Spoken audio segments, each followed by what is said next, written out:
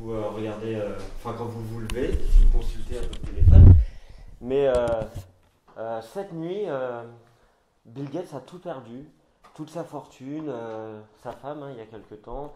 Il a eu une grosse maladie, je ne sais pas si vous avez suivi, enfin, que des horreurs.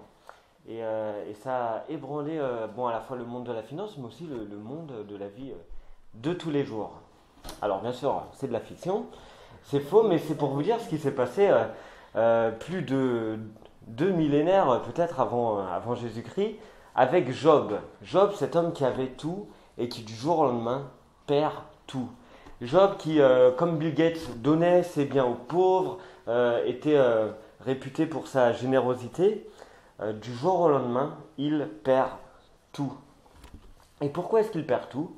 Eh bien, c'est à cause d'un pari. Un pari entre Dieu et Satan. Job est tout simplement l'objet d'un pari. On va regarder ça en détail, bien sûr, ce matin dans le livre de Job. Et je pense qu'il s'agit plus que d'un pari un petit peu comme ça fait entre Dieu et Satan, mais n'empêche que dans le texte, ça nous est présenté comme tel. Et finalement, c'est grave ce qui arrive à Job. C'est dur, c'est chaud, comme on dit. C'est inattendu. Et ça questionne énormément sur Dieu. Comment Dieu peut-il tolérer, peut-il permettre à un juste de souffrir ? Et comment peut-il être finalement, si on croit que c'est un pari, acteur de la souffrance du juste ? Eh bien, c'est ce qu'il va falloir considérer. Et le livre de Job nous présente deux questions, et c'est aussi ce qu'on va voir ce matin, deux questions qui relèvent un peu dans tout le livre, qui se fait un chemin dans tout le livre. Deux questions, c'est, première question, pourquoi Job aime-t-il Dieu ? Ça, vous allez le voir, et j'ai tenté de le démontrer ce matin, c'est la tension du livre de Job. Pourquoi Job aime-t-il Dieu ? Et la deuxième question, c'est qu'est-ce que la souveraineté de Dieu ? Lisons ensemble Job du chapitre 1, verset 1 au chapitre 2, verset 6. C'est une grande lecture, mais ça va nous permettre de bien comprendre tous les enjeux du livre de Job à travers cette introduction. Dans cette introduction, on a tous les éléments qui vont faire que le livre de Job soit le livre de Job. Job, à partir du chapitre 1, verset 1. Il y avait dans le pays d'Ouz un homme qui s'appelait Job. Cet homme était intègre et droit. Il craignait Dieu. Il se détournait du mal. Il avait 7 fils et 3 filles. Il possédait 7000 brebis, 3000 chameaux, 500 paires de bœufs et 500 ânesses. Il avait aussi un très grand nombre de serviteurs. Cet homme était le plus grand de tous les nomades de l'Est. Les fils de Job se rendaient visite les uns aux autres et organisaient chacun à tour de rôle un festin. Ils invitaient leurs 3 sœurs à manger et boire avec eux. Et quand les jours de festin étaient passés, Job faisait venir ses fils pour les purifier. Il se levait de bon matin, il offrait un holocauste pour chacun d'eux. En effet, il se disait, peut-être mes fils ont-ils péché ? Peut-être ont-ils offensé Dieu dans leur cœur ? Voilà ce que faisait toujours Job. Un jour, les fils de Dieu vinrent se présenter devant l'Éternel, et Satan vint aussi au milieu d'eux. L'Éternel dit à Satan, « D'où viens-tu » Satan répondit à l'Éternel, « De parcourir la terre et de m'y promener. » L'Éternel dit à Satan, « As-tu remarqué mon serviteur Job ? Il n'y a personne comme lui sur la terre. C'est un homme intègre et droit. Il craint Dieu et il se détourne du mal. » Satan répondit à l'Éternel, « Est-ce de façon désintéressée que Job craint Dieu ?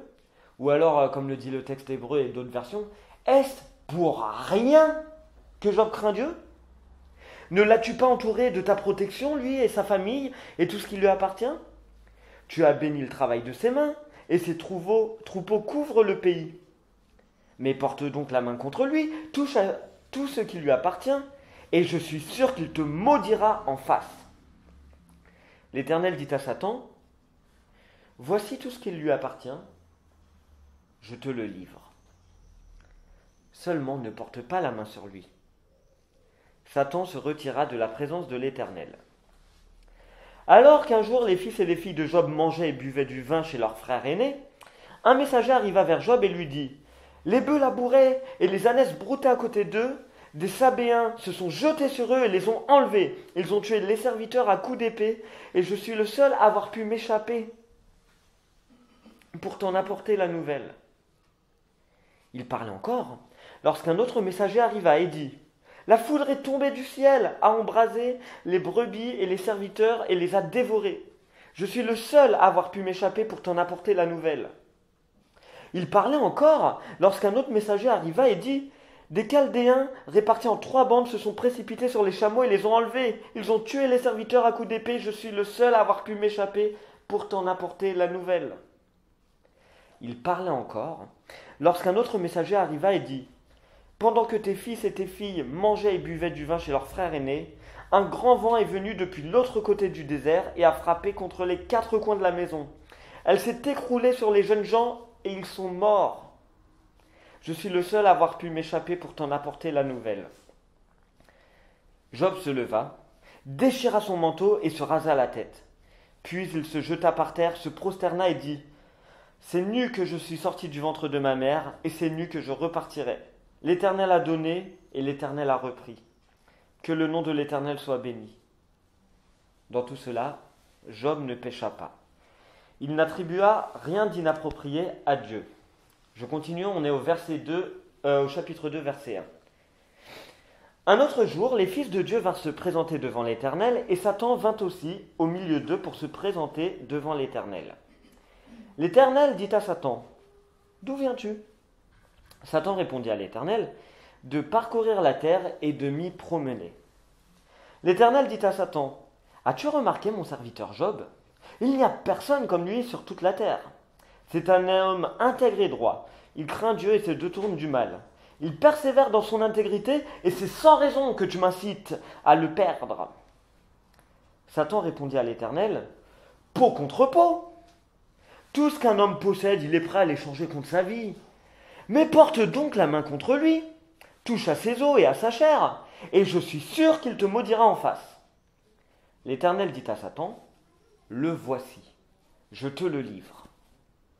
Seulement, épargne sa vie. » Satan se retira alors de la présence de l'Éternel. Puis il frappa Job d'un ulcère purulent, depuis la plante des pieds jusqu'au sommet du crâne. Job prit un tesson pour se gratter et s'assit sur de la cendre. Sa femme lui dit, « Tu persévères dans ton intégrité ? Maudis donc Dieu et meurs !» Mais Job lui répondit, « Tu tiens le langage d'une folle. Nous acceptons le bien de la part de Dieu, et nous n'accepterions pas aussi le mal. » Dans tout cela, Job ne pécha pas par ses lèvres. Jusqu'ici la parole du Seigneur. Un très long texte qui nous montre un homme perdre tout.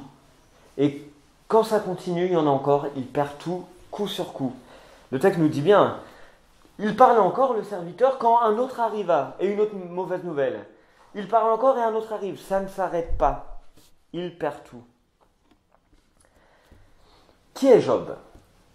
Quand Satan vient voir Dieu, et que Dieu veut lui parler de quelque chose de bon, il ne dit pas à Satan, regarde la beauté des couchers de soleil, regarde l'eau qui coule près des ruisseaux. Non, ce qui intéresse Dieu, c'est Job. Regarde Job. Quel homme ! Quel homme ! Il y a des hommes qui ont tout sur terre et pourtant qui nous font horreur. Ils ont tout, ils possèdent tout, des biens matériels, et ça ne les empêche pas d'être les hommes les plus immoraux possibles. Ils corrompent, ils emploient des enfants pour faire du travail d'esclavage. Job n'est pas de ces hommes-là. Job a tout, mais il a toujours Dieu en tête. C'est le genre de père de famille qui n'est pas intéressé de savoir si son enfant va avoir bac plus 8 ou bac plus 18 et faire une école d'ingénieur. Ce qui intéresse Job le papa, c'est de savoir si ses enfants ne pêchent pas contre Dieu. Il met là la priorité. Et vient la question de Satan, une question pertinente. Il dit à Dieu, c'est pas pour rien qu'il t'aime. Tu lui fais du bien. Mais il a tout, ce gars. Pourquoi il ne t'aimerait pas? Mais c'est de manière intéressée.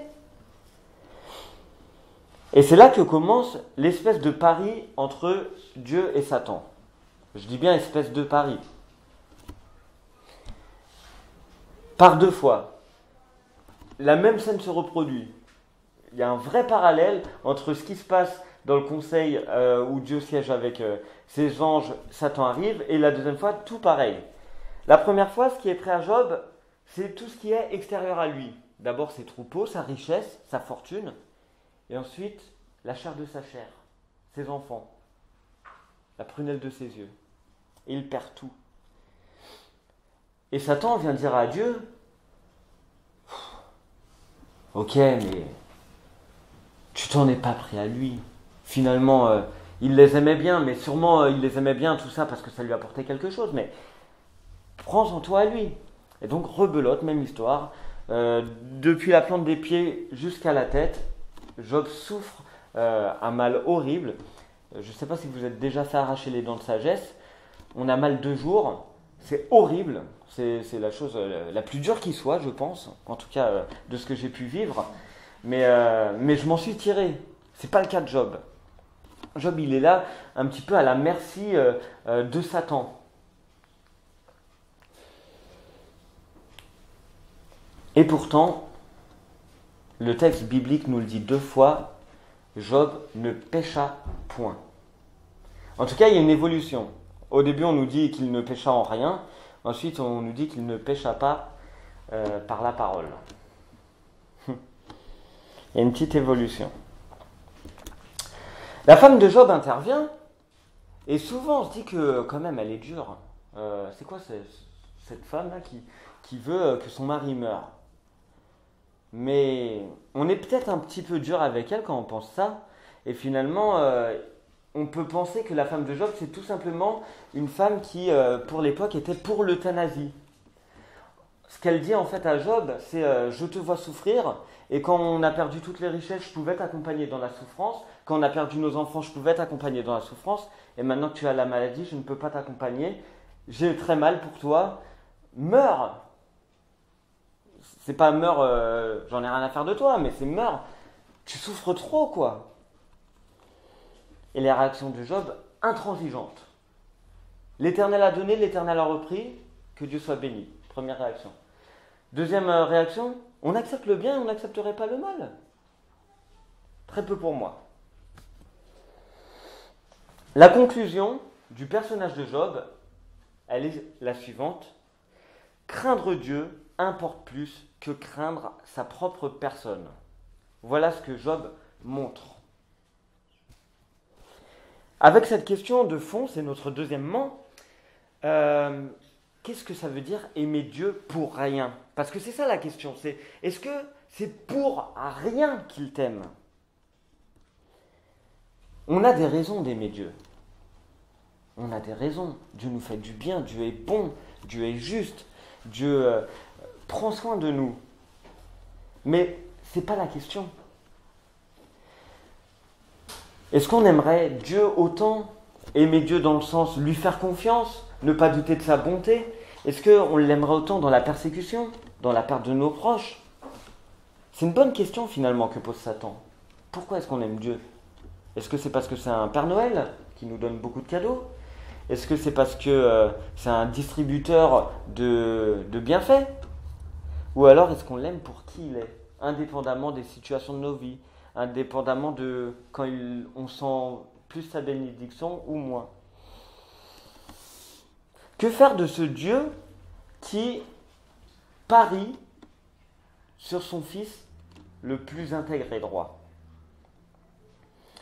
Je pense qu'on n'a pas compris le livre de Job si on se dit que Bon, finalement, on a un Dieu tyrannique qui n'en fait qu'à sa tête et qui est content de Job, mais alors qui veut prouver par A plus B à Satan alors qu'il n'a rien à prouver, qu'il a raison et tant pis pour Job, quoi. Je vais montrer que j'ai raison. On n'a rien compris si on pense ça.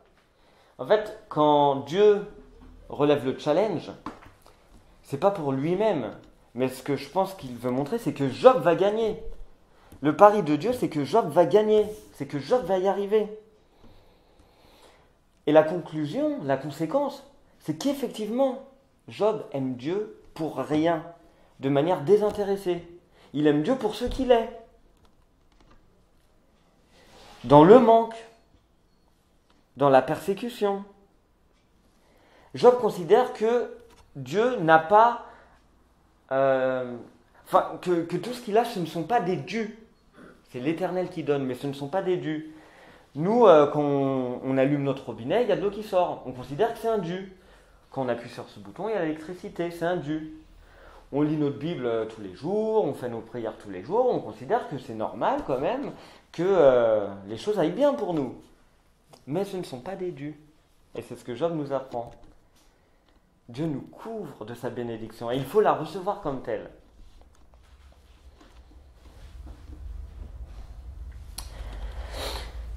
Satan pose une bonne question, je trouve. C'est pourquoi aimons-nous Dieu ? Et Paul, il parle un petit peu de la même manière, pas que Satan, mais il pose des questions un peu similaires. Dans Romains chapitre 9, nous avons lu 8 tout à l'heure, mais dans Romains chapitre 9, Paul parle du salut, et il dit, il y en a qui vont avoir le salut, il y en a qui ne vont pas l'avoir. Et Paul pose cette question. Que dirons-nous ? Que dire si Dieu, dans sa colère, prépare des vases de colère et des vases d'honneur ? Des vases pour le salut et des vases pour le pas-salut, pour la damnation éternelle. Que dire ? C'est ça qu'il demande Paul. C'est, tu vas faire quoi ? Qu'est-ce que tu vas dire ? Qu'est-ce que tu vas faire ? Tu vas ne plus aimer Dieu ?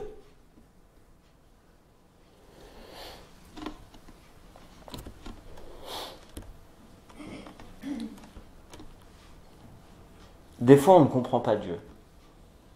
Il se passe des choses dans la vie, et je pense qu'on a tous déjà vécu, des moments où on ne comprend pas ce qui nous arrive. On ne comprend pas ce qui se fait. Dans le livre de Job, tout le temps, tout le long, Job, il y a une chose sur laquelle il ne va pas douter, c'est de la souveraineté de Dieu. Dieu fait ce qu'il veut. Dieu est Dieu. Et il se met à douter de la bonté de Dieu à travers ce qui lui arrive, Job. Il est plus sûr que Dieu soit bon. Il est plus sûr que Dieu soit amour. Et à la fin du livre, Dieu va reprocher cela à Job. Tu sais pas de quoi tu parles. Tu es en train de dire que je suis souverain, mais que je n'ai pas d'amour. Que je suis pas bon, mais tu sais pas de quoi tu parles. Et c'est horrible. Quelque part, parce que Dieu ne va pas expliquer à Job pourquoi il a vécu tout ça. Job va être réhabilité, mais jamais Job ne saura le pourquoi du comment. Il n'y a que le lecteur qui le sait. Et Job doit s'en contenter. Juste Dieu lui dit, je ne suis pas juste souverain, je suis aussi bon. Juste tu ne comprends pas.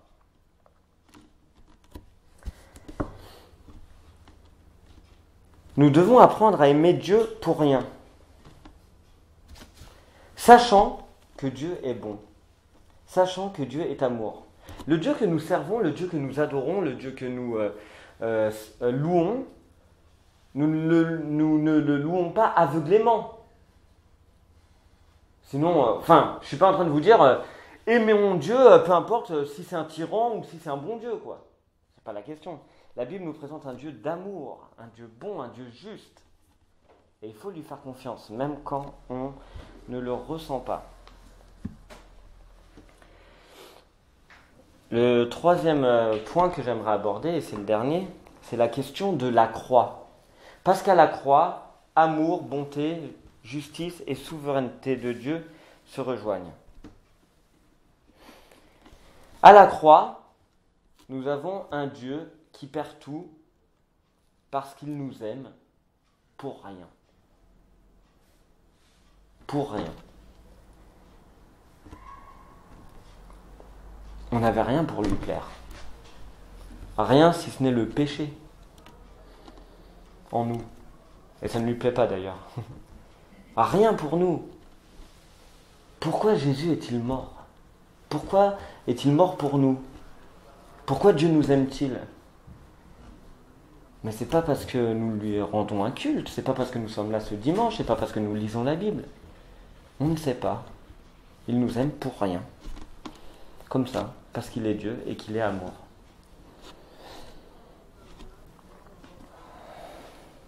Et parce qu'il nous aime pour rien, mais parce qu'il nous aime surtout, il ne nous laisse pas dans notre péché, il nous transforme de l'intérieur.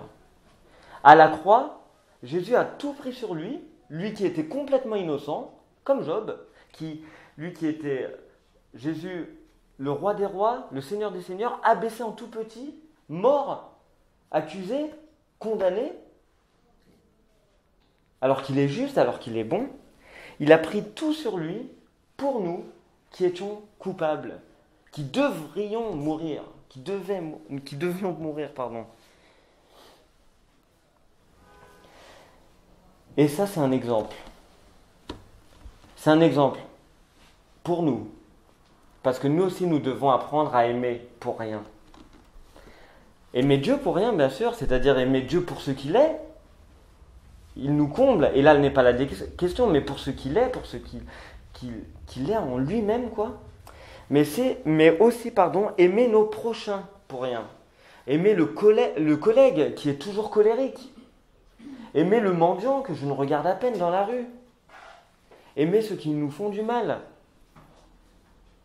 Et ça, c'est un vrai challenge. C'est un vrai défi.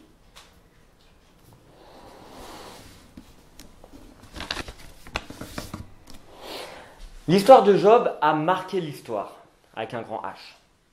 Même les athées disent de ce livre que c'est un livre majestueux.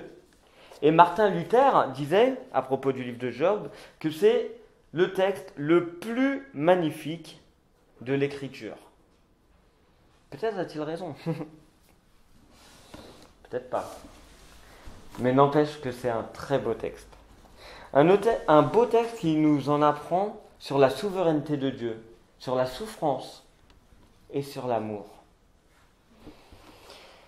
Il y a cette histoire qui est parue dans le journal Christianity Today d'un couple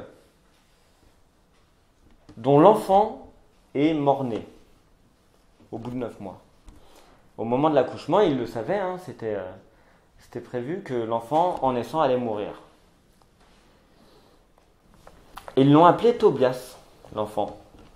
Tobias, Dieu est bon. Pourquoi l'ont-ils appelé comme ça?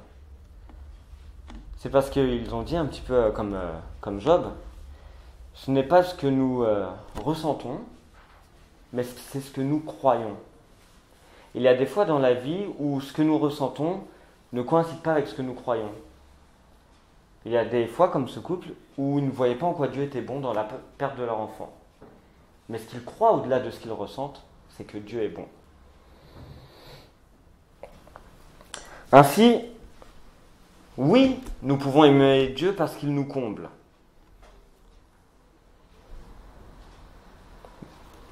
Nous pouvons. Mais nous pouvons surtout l'aimer parce qu'il est Dieu. Le Dieu d'amour, le Dieu de justice, le Dieu de bonté et le Dieu de salut. Amen. Est-ce que c'est moi qui propose le temps ou c'est toi ?